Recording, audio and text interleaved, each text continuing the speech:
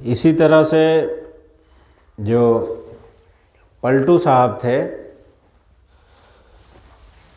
वो सदगुरु कबीर साहब के जीवन से बहुत प्रभावित हुए और उन्होंने सोचा कि जैसे सदगुरु कबीर साहब समाज में व्याप्त बुराइयों और पाखंड के खिलाफ लड़ते रहे, उसी की बात पलटू दास जी ने भी अपना जीवन पूरा समर्पित कर दिया। वो भी समाज में जो व्याप्त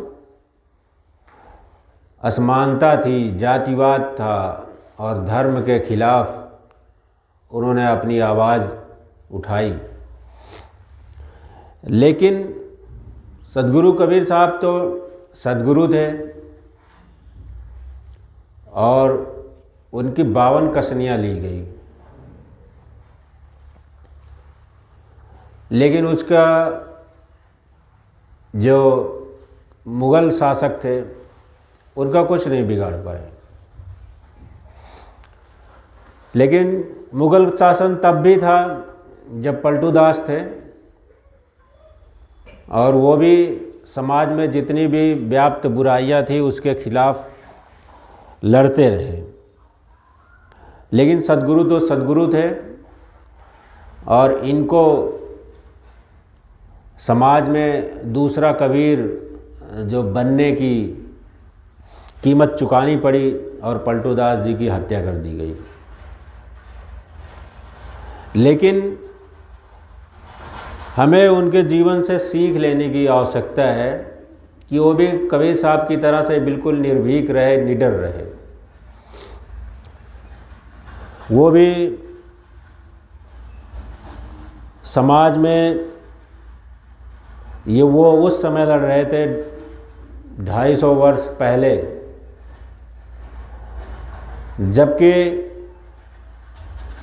किसी एक जाति का ही दबदबा हुआ करता था और उसमें दूसरे किसी जाति को जो समाज में बोलने का भी अधिकार नहीं दिया जाता था। पलटू दास जी लिखते हैं कि सब बैरागी बटुर कर पलटू किया आज़ाद। पलटू दास की जो जाति थी वो बनिया की जाति थी, जिसमें कि जब 250 वर्ष पहले की बात है तब उस समय ब्राह्मण को ही पूजनीय माना जाता था और किसी भी दूसरी जाति का अगर कोई व्यक्ति था तो उसको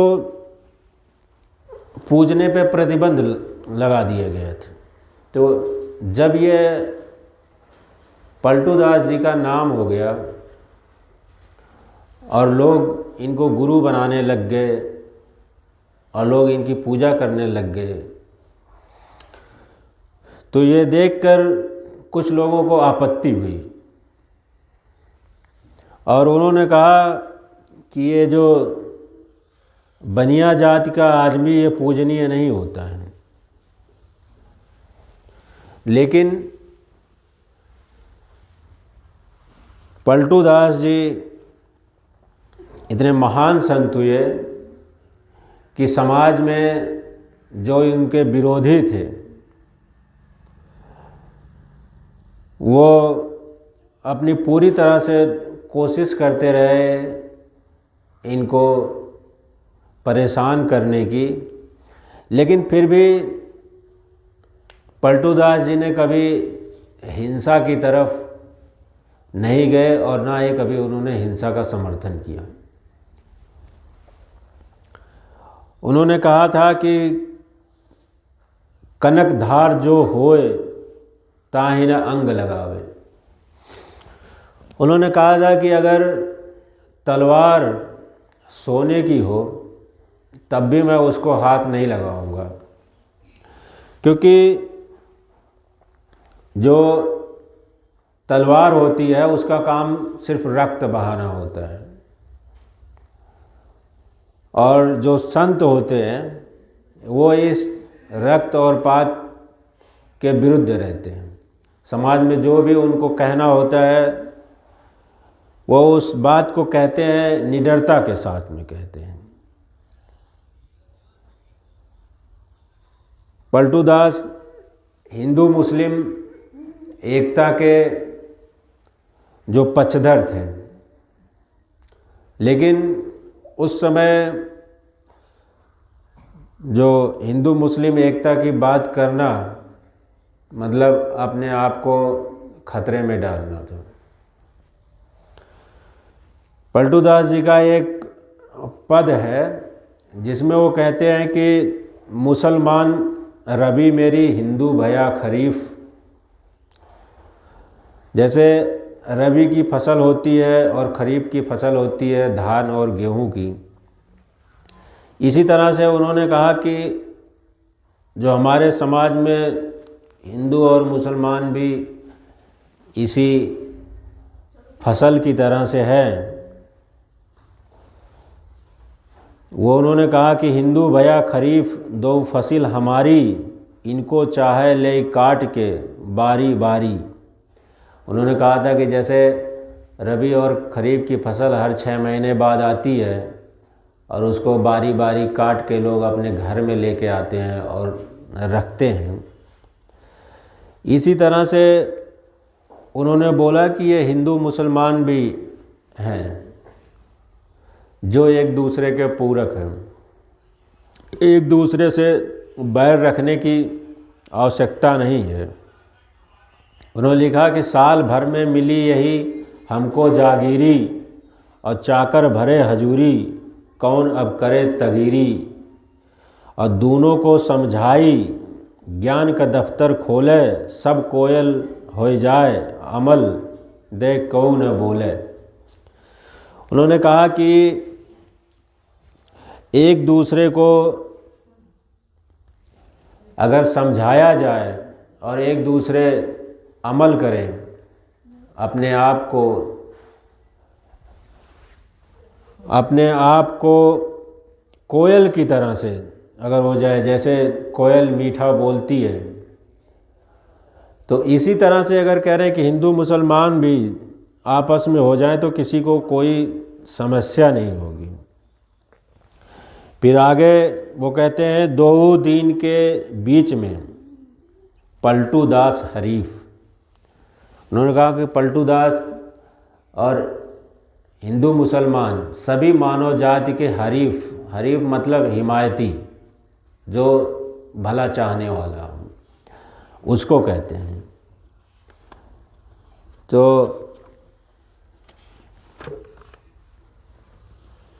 पलटू दास जी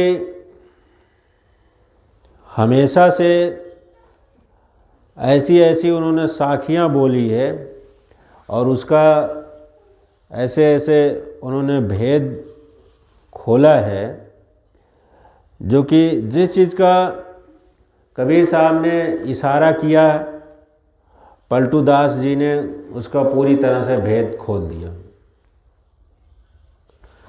चाहे वो 10वें द्वार की बात हो, चाहे उससे और आगे की बात हो, चाहे त्रिकुटी की बात हो, लेकिन सद्गुरु कबीर साहब ने जिस भी चीज़ का इशारा किया है तो उसको पलटू दास जी ने पूरी तरह से उसको खोल के रख दिया। जैसे कबीर साहब पूरा एक एक करके ज्ञान खोलते थे, उसी तरह से पलटू दास जी ने भी अपना ज्ञान एक एक करके स्टेप बाय स्टेप पूरी तरह से खोला है।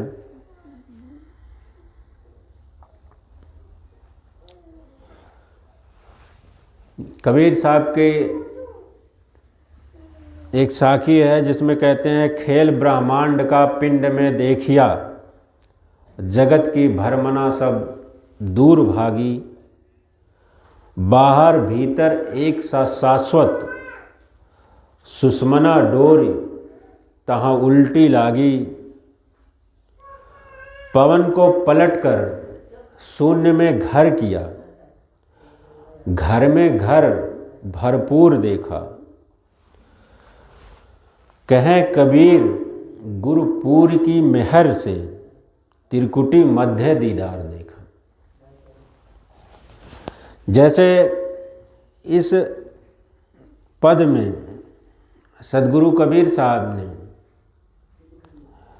जो इस शरीर का है खेल है वो पूरी तरह से इसको व्यक्त किया है। इसी तरह से पलटू दास जी का भी एक पद है जिसमें पलटू दास जी लिखते हैं कि गगन के बीच में मैदान है, मैदान के बीच में है गली, सहस्त्र कमल के बीच में भंवर गुंजार है और कमल के बीच में श्वेत कली।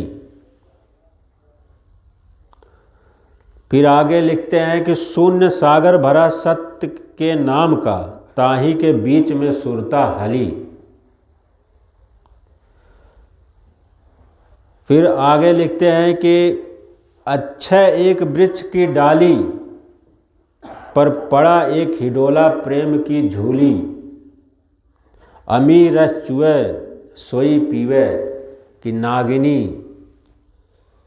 नागिन मार के बुंद रली।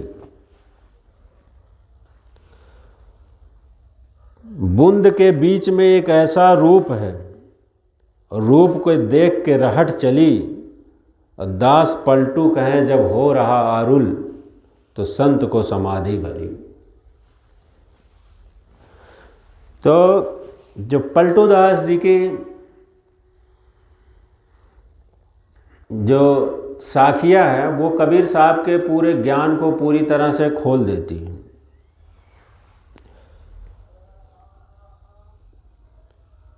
क्योंकि जैसे इस वाले पद में पलटू दास जी लिखते हैं कि इंगला पिंगला के बीच में सुषमना घाट है और सुषमना घाट के बीच में लगी नली। क्योंकि इसमें भी भेद है, क्योंकि जब सद्गुरु कबीर साहब और गोरखनाथ दोनों लोगों के जब शास्त्रार्थ हुआ था तो सद्गुरु कबीर साहब ने कहा था कि इंगला बिन से पिंगला बिन से सुषमन नाड़ी, कहें कबीर सुनो गोरख कहाँ लगा हो ताड़ी। उन्होंने कहा था कि इंगला और पिंगला एक दिन दोनों का विनाश हो जाएगा, तब कहाँ ध्यान लगाओगे। इसी तरह से जो इससे पहले वाले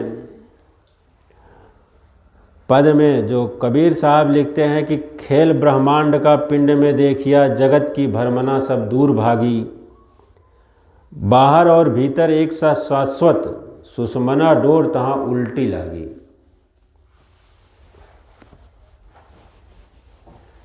संतों ने हमें जो उनका इतिहास है उसकी तरफ उन्होंने इशारा किया है, उसको हमें समझने की आवश्यकता है और उस रास्ते पे चलने की आवश्यकता है। क्योंकि जो भी संतों ने लिखा है वो 100% सच है, उसमें किसी तरह की भी शंका नहीं होनी चाहिए। क्योंकि जो संतों ने जो पहुँचे हुए संत थे, चाहे गुरु नानक साहब थे या और भी जितने भी संत हुए, मलूक दास हुए, सबने एक अपना इतिहास लिखा है। और जो इतिहास से हमें यह प्रेरणा मिलती है कि भक्ति हमें पूरे मनोयोग से करनी चाहिए, बिना किसी शंका और शुबा के। क्योंकि भक्ति एक ऐसी है जो हमें जीवन और मरण दोनों से छुटकारा दिला सकती हैं। इसी के साथ मैं अपनी वाणी को विराम दे रहा हूँ। बोलिए संत राम कुमार साहब की, बोलिए सद्गुरु कबीर साहब की।